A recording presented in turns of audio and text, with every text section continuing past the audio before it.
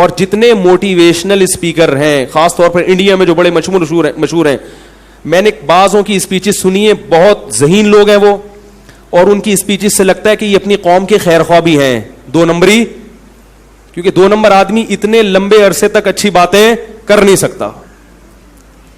تو مجھے ایک اسپیکر ہیں, ان کا نام لینے میں بھی کوئی حرج نہیں ہے, سندیپ نام ہے ان کا, 2-4 میں نے ان کی اسپیچز سنی ہے, بڑی اچھی اسپیچز کرتے ہیں. جب میں نے ان کی اسپیچز سنی تو مجھے حضرت خالد ابن ولید رضی اللہ تعالیٰ عنہ کا خیال آیا. قد كفاني علم ربي من سؤالي واختياري فدعائي. میں ان لوگوں سے خاص طور پہ کہتا ہوں کہ دیکھو, اسلام کا تعصب کی چادر سے چادر اتار کے مطالعہ کرو, تمہیں نظر آئے گا کہ اللہ کے علاوہ ومن اصدق من اللہ قیلا, اللہ سے زیادہ کسی کی بات سچی نہیں ہو. تم قرآن کا مطالعہ کرو, تم مت سنو ادھر ادھر الٹی سیدھی تقریروں کو. جن غیر مسلموں نے قرآن کا مطالعہ کیا ہے ان کو قرآن سمجھ میں آیا ہے. اور جتنے موٹیویشنل اسپیکر ہیں خاص طور پر انڈیا میں جو بڑے مشہور ہیں, میں نے بعضوں کی اسپیچز سنی ہیں, بہت ذہین لوگ ہیں وہ, اور ان کی اسپیچز سے لگتا ہے کہ یہ اپنی قوم کے خیر خواہ بھی ہیں, 2 نمبری, کیونکہ 2 نمبر آدمی اتنے لمبے عرصے تک اچھی باتیں کر نہیں سکتا. تو مجھے ایک اسپیکر ہیں, ان کا نام لینے میں بھی کوئی حرج نہیں ہے, سندیپ نام ہے ان کا, 2-4 میں نے ان کی اسپیچز سنی ہے, بڑی اچھی اسپیچز کرتے ہیں. جب میں نے ان کی اسپیچز سنی تو مجھے حضرت خالد ابن ولید رضی اللہ تعالیٰ عنہ کا خیال آیا. حضرت خالد ابن ولید رضی اللہ تعالیٰ عنہ بڑے غیرت مند, آپ صلی اللہ علیہ وسلم نے ان کو پیغام بھیجا کہ خالد سے کہو کہ تم اتنے ذہین اور سمجھدار ہو کر ابھی تک اسلام تمہاری سمجھ میں نہیں آیا, یہ بات ہماری عقل میں. بولو بھائی, میں بامانہ ترجمہ کر رہا ہوں حدیث, اس کو ہم یوں کہہ سکتے ہیں پنجابی میں کہ بھائی ساڑی عقل چ یہ بات نہیں آتی, اتنے ذہین ہو کے. تو میں نے ان کی اسپیچز سنی, میں نے کہا یار اتنے ذہین آدمی کو اسلام سمجھ میں, بولو بھائی, نہیں آتا. تو جتنے یہ اسپیکرز ہیں ان تک کاش میری کوئی یہ دعوت, میری کیا علماء کی دعوت پہنچا دے, بھائی تم تعصب کی سے بالاتر ہو کر اسلام کا مطالعہ کرو, تمہاری اسپیچز میں اللہ کی قسم جان پیدا ہو جائے گی.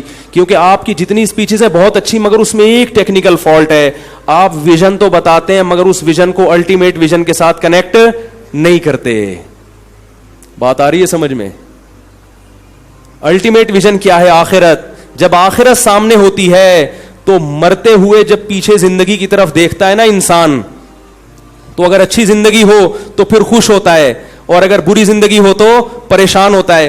آخرت سامنے نہیں ہے تو یہ اکثر موٹیویشنل اسپیکر جو مثال دیتے ہیں نا کہ جب مرتے ہوئے دیکھیں کہ میں کامیاب زندگی گزاری تو یا اچھی زندگی گزاری, کامیاب گزاری ہے تو میں خوش ہوں گا اور بری گزاری ہے تو میں پریشان ہوں گا. اللہ کی قسم نہ وہ خوش ہوگا نہ وہ پریشان, وہ کہے گا جو گزرنی تھی گزر گئی, اب تو ختم ہو رہا ہوں نا.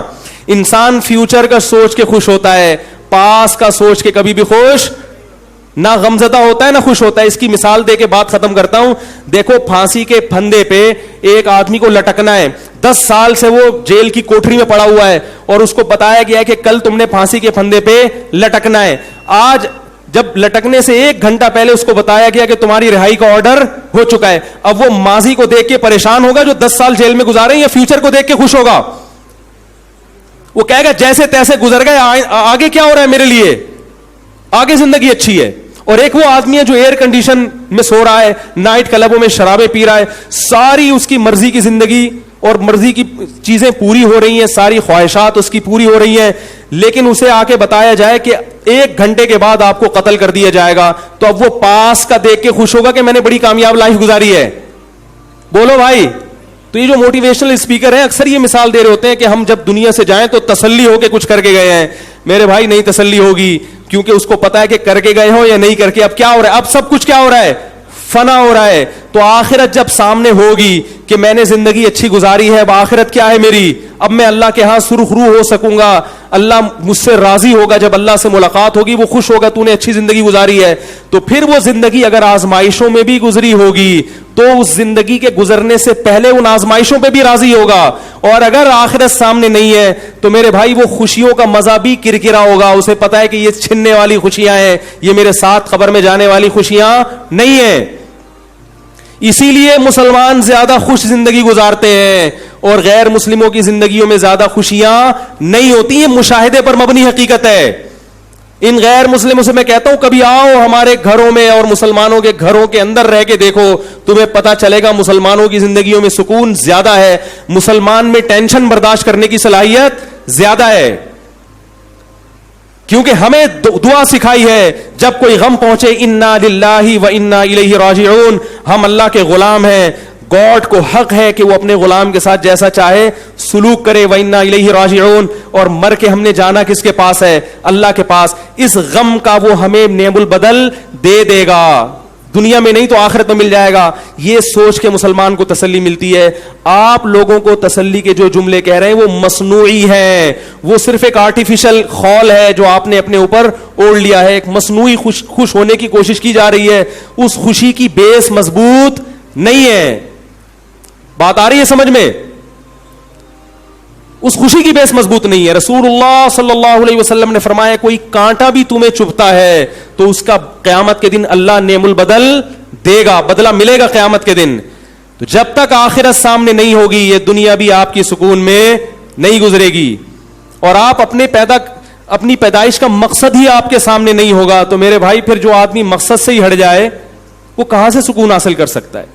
اور مذہب کو چھوڑ کر اور جو تباہیاں ہو رہی ہیں وہ الگ ہیں. وہ تباہیاں کی تو ایک دیکھو نا, انڈیا کی عدالت نے کیا کیا ہے, شادی شدہ عورت کے لیے زنا کو الاؤ کر دیا, گے میرج کو الاؤ کر دیا. یہ معاشرہ تباہی کی طرف نہیں جائے گا. کیوں؟ انہوں نے اپنے لحاظ سے صحیح کیا ہے, اس لیے کہ ان کے پاس کوئی لا اور قانون ہے ہی نہیں, وہ گاڈ کو مانتا ہی نہیں ہے.